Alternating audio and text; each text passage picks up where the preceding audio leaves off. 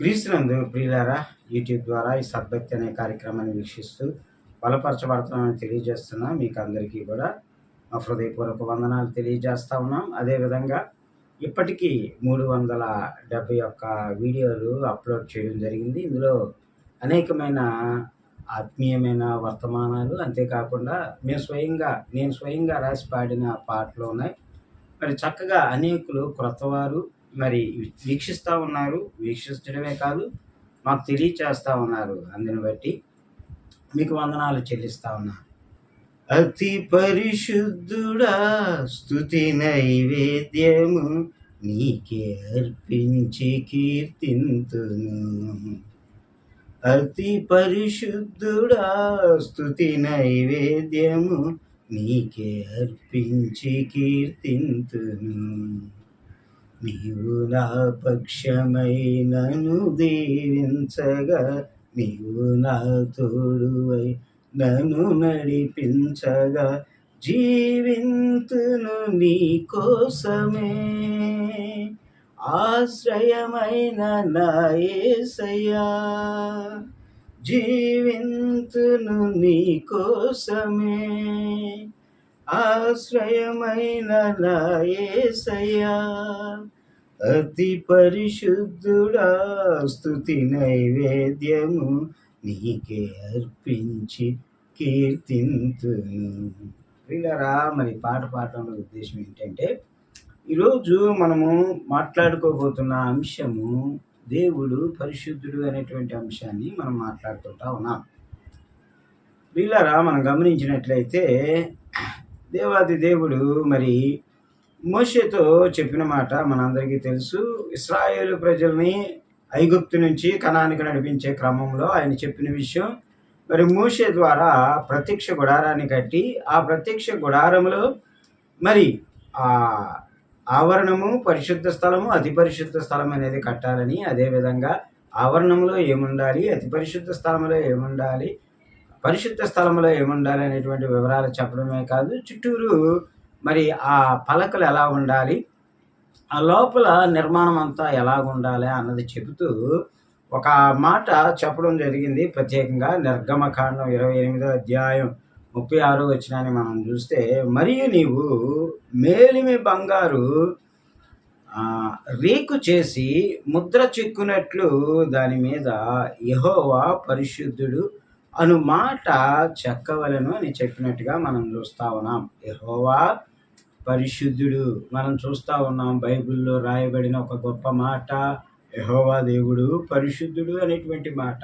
ప్రియ దైవజనమ, మరి మనము ఈ దినము మరి పరిశుద్ధుడైన యెహోవాను ఆరాధించే ప్రజలుగా, దేవుని బిడ్డలుగా కొనసాగుతా ఉన్నాం. అంతేకాదు, మరి లేవీ కాండం, మోషే గారు రాసిన లేవీ కాండం 11వ అధ్యాయం 44వ వచనంలో ఇటు విధంగా రాయబడి ఉంటుంది. ప్రియులారా, నేను పరిశుద్ధుడను గనుక మీరును పరిశుద్ధులై ఉండినట్లు మిమ్మును మీరు పరిశుద్ధపరుచుకొనవలెను అనేటువంటి మాటని మనం చూస్తా ఉన్నాం. దేవుడు పరిశుద్ధుడు కనుక ఆయన్ని ఆరాధించే ప్రజలు, ఆయన్ని సేవించే ప్రజలు పరిశుద్ధంగా ఉండాలి అని దేవుని యొక్క ఉద్దేశం. ఇదే మాటను మనం చూస్తాం క్రొత్త నిబంధనలో. మరి అపోస్తులైన పేతురు గారు రాసిన ఆ మొదటి పత్రిక 1వ అధ్యాయం 14వ వచనంలో ఆయన అంటున్న మాట, నేను పరిశుద్ధుడై ఉన్నాను గనుక మీరును పరిశుద్ధులై ఉండుడని రాయబడి ఉన్నది అనేటువంటి మాటని పేతురు గారు రాసినట్టుగా చూస్తా ఉన్నాం. దేవుడు పరిశుద్ధుడు గనుక ఆయన్ని ఆరాధించే ప్రజలు కూడా ఏ విధంగా ఆరాధించాలి అనేటువంటిది బైబిల్ గ్రంథము చాలా తేటగా మనకి సెలవిస్తూ ఉంది. ప్రియులారా, అంతేకాదు, మనం గమనించినట్లయితే యెషయా గ్రంథం 6వ అధ్యాయం మరి 3వ వచనాన్ని మనం చూస్తే అక్కడ ఒక మాట రాయబడి ఉంటుంది. యెషయా గ్రంథం 6వ అధ్యాయం 3వ వచనము, వారు సైన్యములకు అధిపతియగు యెహోవా పరిశుద్ధుడు పరిశుద్ధుడు పరిశుద్ధుడు, సర్వలోకము ఆయన మహిమతో నిండి ఉన్నదని గొప్ప స్వరముతో గాన ప్రతిగానములు చేయుచుండిరి అనేటువంటి మాట మనం చూస్తా ఉన్నాం. మరి దేవుని ఆరాధించేటువంటి ఆ దేవదూతలు 6 రెక్కలు కలిగినప్పుడు 2 రెక్కలతో తమ కాళ్ళను మూసుకొని, మరి 2 రెక్కలతో తమ ముఖమును మూసుకొని మరి ఎగురుతూ దేవుణ్ణి ఆరాధిస్తున్నట్టుగా మనం చూస్తా ఉన్నాం.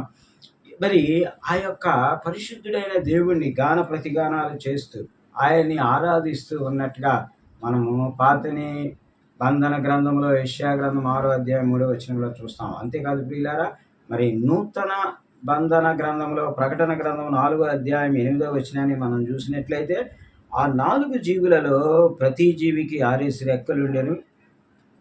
అవి చుట్టూను రెక్కల లోపటను కన్నులతో నిండి ఉన్నవి. అవి భూత వర్తమాన భవిష్యత్ కాలములలో ఉండు సర్వాధికారియు దేవుడు వగు ప్రభువు పరిశుద్ధుడు పరిశుద్ధుడు పరిశుద్ధుడని మానక రాత్రింబవళ్ళు చెప్పుచుండెను అనేటువంటి మాట మనం చూస్తూ ఉంటాం. ఇదిగో ఇక్కడ రాయబడిన మాట, మరి పరలోకములో ఒక తలుపు తెరవబడినప్పుడు, మరి ఆ పద్మాసు దీవుల్లో పరవాసిగా ఉంటున్న యోహాను గారు చూచినప్పుడు అక్కడ స్వరము వింటూ ఆయన అక్కడ ఉండేటువంటి ఆ పరిస్థితిని వివరిస్తున్న సందర్భంలోనిది ఈ మాట. ప్రియ దేవుని బిడలారా, మన మరి ఆ యెహోవా పరిశుద్ధుడు అనేటువంటి మాట బైబిల్ చాలా తేటగా సెలవిస్తూ ఉంది. అంతేకాదు, మరి దేవుణ్ణి ఆరాధించే ప్రజలు కూడా పరిశుద్ధులుగా ఉండాలని. చూడండి, మన జీవితాల్లో ఆయన మీద ఆధారపడుతూ ఆయన్ని మనము ప్రార్థన చేస్తూ, మరి దినదినము ఆయన గడప వద్ద కనిపెడుతూ, మన రోజులు ఆయన సహాయము ద్వారా, ఆయన చేసే మేలుల ద్వారా, ఆయన చూపుతున్న కృప ద్వారా మనం ముందుకు వెళతా ఉన్నాము అనేటువంటి విషయము మరి ప్రియులారా మనమందరం ఎరుగుదాం. అయితే ఈ దినము ప్రత్యేకంగా మనము చూసినట్లయితే అంత గొప్ప భగవంతుని, అంత గొప్ప దేవుణ్ణి మనము ఎలా ఆరాధించగలము? ఇదిగో మరి పరిశుద్ధమైన దేవదూతలు కూడా మరి ఆరాధిస్తూ పరిశుద్ధుడు పరిశుద్ధుడు అని గాన ప్రతిగానాలు చేస్తా ఉన్న దేవుడు. ఇదిగో పరిశుద్ధుడైన దేవుణ్ణి మనం ఏ విధంగా మనం ఆరాధించగలం? ఏ విధంగా మనం ఆరాధన చేస్తే మన ఆరాధనను ఆయన యాక్సెప్ట్ చేస్తాడు? ఏ విధంగా మనం ఆరాధన చేస్తే ఆయన్ని మహిమపరచగలము? ఆయన ద్వారా మేలు పొందుతాం. ప్రియులారా, ఈరోజు ఒక ప్రశ్న మనం వేసుకుందాం.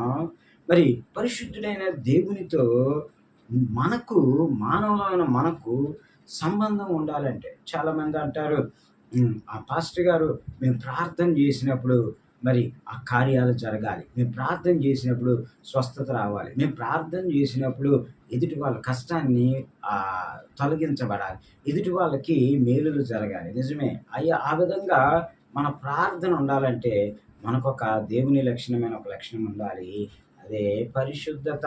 ప్రియులారా, మనం చూస్తే అపోస్తలుడైన పౌలు హెబ్రీ సంఘానికి రాసిన పత్రిక 12వ అధ్యాయం 14వ వచనంలో అంటాడు కదా, పరిశుద్ధత లేకుండా ఎవడును ప్రభువును చూడడు. ఏమండి, దేవుని చూడాలి అంటే ఏమండి, there is no another way, there is only one way. You have to maintain purity in your life.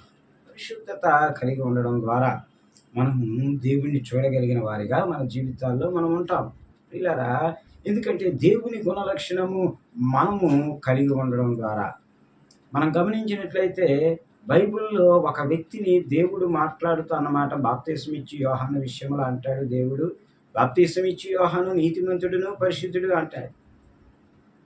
ప్రియులారా, అందుకే స్త్రీలు కనిన వారిలో బాప్తిసం ఇచ్చు యోహాను కంటే గొప్పవాడు లేడు అంటాడు. కాబట్టి మనం గమనిద్దాం, మరి పరిశుద్ధత కలిగి ఉండడం అన్నది మన జీవితాల్లో దేవుడు ఇష్టపడేటువంటి అంశం, దేవుడు కోరుకునేటువంటి అంశము. ఎందుకంటే ఆయనకు ఉండేటువంటి ఆ గుణ లక్షణము ఆయన్ని ఆరాధించే ప్రజలుగా మనం కూడా కలిగి ఉండాలని ఆశపడతా ఉన్నారు. వీళ్ళలో మనం గమనించినట్లయితే మరి అపోస్తలుడైన పౌలు దెస్సలోనికైలకు రాసిన సంఘము మొదటి పత్రిక 4వ అధ్యాయం 7వ వచనంలో ఒక మాట మనం ఇట్టి విధంగా చూస్తాం, పరిశుద్ధులొకటికి దేవుడు మనలను పిలిచెను గాని అపవిత్రులుగా ఉండటకు పిలవలేదు. ఏమండి, మనం గమనించినట్లయితే మనం పరిశుద్ధులుగా ఉండటానికి దేవుడు మనల్ని పిలిచాడు అనేటువంటి సత్యాన్ని అక్కడ మరి పౌలు గారు చెప్తారు. ఆ సందర్భంలో చాలా విషయాలు వర్ణిస్తారు. అయితే నేను ఆ విషయాలని వర్ణించట్లేదు కానీ దేవుని యొక్క గుణలక్షణమైనటువంటి పరిశుద్ధత మన జీవితాల్లో మనం కలిగి ఉండాలి.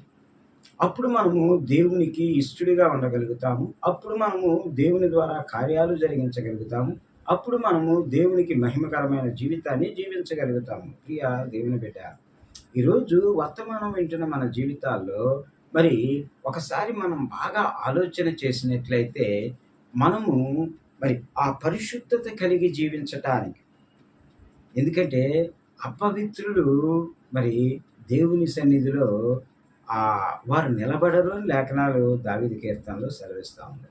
ఆవిడ పరిశుద్ధత కలిగి ఉన్నట్లయితే దేవుడు నీ ద్వారా గొప్ప కార్యాలు చేయడానికి, దేవుడు నిన్ను ఒక పాత్రగా వాడుకోవడానికి, ఇదిగో ఈ మంటి ఘటములో మహిమైశ్వర్యాన్ని నింపడానికి ఆయన ఇష్టపడే దేవుడు. నీ ద్వారా గొప్ప కార్యాలు జరిగించాలని ఇష్టపడే దేవుడు. నువ్వు ప్రార్థన చేసినప్పుడు కార్యం జరుగుతుంది. నువ్వు మరి ఎవరి కొరకు ప్రార్థించినా వారి జీవితాల్లో మేలు పొందుకునే విధంగా మరి నువ్వు ఉంటావు. కాబట్టి ఈరోజు మరి ప్రియ సహోదరి సహోదరుడా, దేవుని ద్వారా మనం ఒక విషయాన్ని క్షుణ్ణంగా పరిశీలన చేసుకుందాం. ఇదిగో మరి పరిశుద్ధత కలిగినటువంటి జీవితాన్ని ఇదిగో మనము కలిగి ఉండాలని దేవుడు ఆశపడతా ఉన్నాడు. అదే ఇందాక మనం చదువుకున్న వాక్యంలో చూసాం. దశలోనికైలకు రాసిన పత్రికలో మనం చూస్తే పరిశుద్ధులగుటకే దేవుడు మనలను పిలిచాను. Why God called us? Because we have to maintain purity in our lives. ప్రియ దేవుని బిడ్డలారా, నేను ముగింపులోకి వస్తా ఉన్నాను. అపోస్తలుడైన పౌలు రోమా సంఘానికి రాసిన పత్రిక 12వ అధ్యాయం 1వ వచనంలో ఒక మాట ఈ విధంగా మాట్లాడడాన్ని మనం చూస్తాం. కాబట్టి సహోదరులారా, పరిశుద్ధమును దేవునికి అనుకూలమునైన సజీవ యాగముగా మీ శరీరములను ఆయనకు సమర్పించుకొనుడని దేవుని వాత్సల్యమును బట్టి మిమ్మల్ని బతిమాలుకొనుచున్నాను. చూడండి, దేవుడు అనుగ్రహించినటువంటి ఈ దేహాన్ని, చాలా విలువైనటువంటి ఈ దేహాన్ని, వీళ్ళారా, అది ఎంత విలువైనది చెప్పడానికి కూడా ఏమండి. మరి ఒక ఆయన అన్నారు, ఒక వ్యక్తి తాలూకా దేహము 5 కోట్ల విలువ వరకు ఉంటుందండి. మేబీ ఉండొచ్చేమో, నాకు తెలియదు. కానీ ప్రియులారా, నిజమే. ఈ దేహాన్ని మనము కాపాడుకోవడానికి, ఏమండి, దీన్ని సజీవ యాగంగా దేవుని మహిమపరచడానికి మనం వాడినప్పుడు, ఏమండి, ఇదిగో నీకు చేతులు ఇచ్చాడు దేవుడు, చేతుల ద్వారా దేవుని మహిమపరచు. కాళ్ళు ఇచ్చాడు దేవుడు, కాళ్ళ ద్వారా దేవుని మహిమపరచు. ఇదిగో ఈ శరీరాన్ని అంతటినీ ఇచ్చాడు దేవుడు, శరీరం ద్వారా దేవుని మహిమపరచు. మన సమాజంలో చూస్తాం, మనము కలిగి ఉన్న వాటిని లేని వారు ఎంతోమందిని మనం చూస్తాం. కాబట్టి మనకి ఇచ్చినటువంటి ఆ చేతుల ద్వారా, ఆ కాళ్ళ ద్వారా, ఆ యొక్క మరి కళ్ళ ద్వారా సమస్త శరీర భాగాలు. అందుకే ఇక్కడ పౌలు గారు అంటున్నారు, మిమ్మల్ని మీరు దేవునికి సమర్పించుకోండి అంటున్నారు. ప్రియా దేవుని బిడ్డలారా, దావీదు కీర్తనలో దావీదు భక్తుడు అంటాడు, తల్లి గర్భమందు నీవు నన్ను నిర్మించిన రీతిని చూడగా నాకు భయమును ఆశ్చర్యమును కలుగుతున్నది. కదండి, ఈ విధంగా దేవుడు మనల్ని ప్రొటెక్ట్ చేస్తూ, పెంచుతూ, తల్లి గర్భము నుండి బయటకు వచ్చే వరకు మనల్ని కాచి కాపాడాడు. మన సమస్త అవయవాలను ఆయన సంపూర్ణంగా పెరిగేటంత వరకు ఆయన మనకు తోడుగా ఉండి తల్లి గర్భం నుండి బయటికి ఎలాగ మనల్ని తీసుకొచ్చాడు. అంతేకాదు, మరి పుట్టినది మొదలుకొని ఇప్పటి వరకు కూడా ఆయన బలిష్టమైన రెక్కల చాటును భద్రపరిచి కాచి కాపాడుతున్న దేవునికి నీ యొక్క శరీరాన్ని సమర్పించుకో, సజీవ యాగముగా సమర్పించు. దేవుని మహిమపరిచే స్థితిలో నువ్వు నేను ఉండాలి. దేవుణ్ణి స్తుతించే రీతిలో మనం ఉండాలి.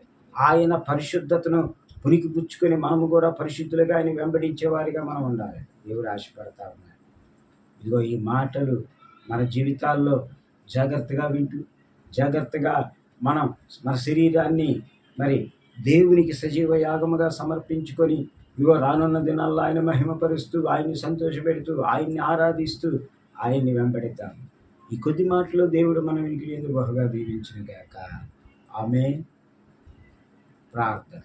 మహాపరిశుద్ధుడా, మిక్కిలి ప్రేమించిన ఘనమైన తండ్రి, నీ బంగారు పాదాలకు వందనాలు. బిడ్డలు ప్రభువా ఎంతో ఆసక్తిగా నీ కార్యక్రమాలను చూస్తున్నారు, సబ్స్క్రైబ్ చేస్తున్నారు తండ్రి, నీకు వందనాలు. అనేకులకు షేర్ చేస్తున్నారు. బిడ్డల ప్రభువానైనా తండ్రి, మరి వారి సమయాన్ని, వారి యొక్క ప్రభువానైనా తండ్రి, మరి ఆ యొక్క డేటాని వెచ్చిస్తూ, మరి షేర్ చేస్తూ, మరి చక్కగా వింటూ మేలు పొందుకుంటున్నాం అని చెప్తున్న ప్రతి బిడ్డని దీవించండి, ఆశీర్వదించండి. మొదటి నుంచి చివరి దాకా చూస్తున్న ప్రతి బిడ్డని దీవించండి, ఆశీర్వదించండి. వర్తమానాలు చాలా బలంగా చెబుతున్నారు పాస్టర్ గారు అని చెప్తున్న ప్రతి బిడ్డని, ఇదిగో వస్తున్న ప్రతి ఒక్క న్యూ వ్యూవర్ని కూడా మీరు దీవించి ఆశీర్వదించమని.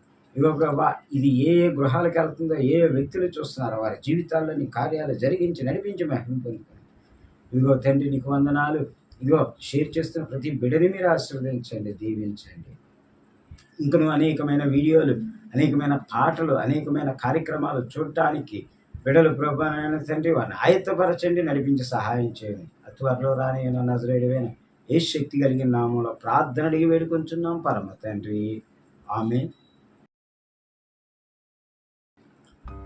ప్రియులారా, ఈ యొక్క కార్యక్రమాలు మీ ఆధ్యాత్మిక జీవితాలకు ప్రయోజనకరంగా ఉంటాయి, మేలుకరంగా ఉంటాయి. ఇందులో ఆధ్యాత్మిక సందేశాలు మాత్రమే కాదు, మరి నేను స్వయంగా రాసిన, దేవుడు నాకు ఇచ్చిన కృపను బట్టి ఆయన నాకు బయలుపరిచిన పాటలు రాసి మరి వాటిని పాడటం జరిగింది. మీరు శ్రద్ధగా వింటున్నారు, అందుని బట్టి మీకు అందరికీ వందనాలు చెల్లిస్తున్నాను. సహోదరులు అనేకులు ఫోన్ చేసి చాలా చక్కగా ఉంటున్నాయండి అని చెప్తున్నారు, అందుని బట్టి సంతోషిస్తా ఉన్నాను. కొంతమంది అయితే అనేకులకు షేర్ చేస్తా ఉన్నారు, అందుని బట్టి సంతోషిస్తా ఉన్నాను. ఇంకా మేము చేస్తున్న ఈ పనిలో మీరు, ఎందుకంటే పౌలు గారు అంటారు, క్రీస్తునందు ప్రయాస వ్యర్థం కాదు. కాబట్టి ఈ పనిలో మీరు చివరి వరకు కూడా మాకు సహకారులుగా ఉండి, మాకు తోడుగా ఉండి మీ సహకారాన్ని అందిస్తారని ఆశిస్తూ ఈ కొద్ది మాటలు దేవుడు మన వెనుక దీవించిన గాక. ఆమేన్. God bless you.